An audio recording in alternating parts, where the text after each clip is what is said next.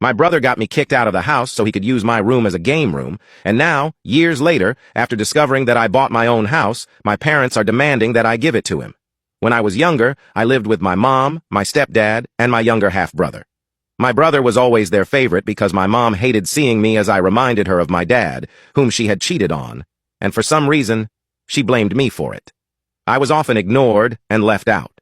For years, I tried to ignore this and get by, but the situation became unbearable when I was about 14 years old.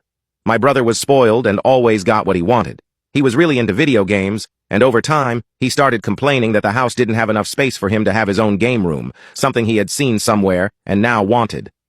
My parents then started hinting that I should leave the house so my brother could use my room as his game room. At first, I thought they were joking since they often told me to leave the house and that my presence there was useless, but then I realized they were serious. They began pressuring me to leave, saying that I was practically an adult and it was time to move on.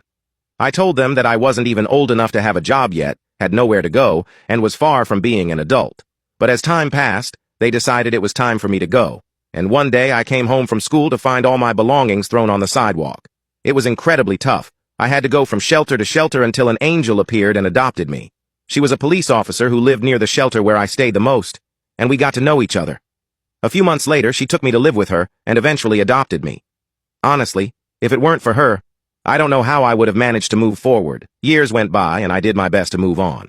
I worked hard, studied, and saved enough money to buy my own house with my own business.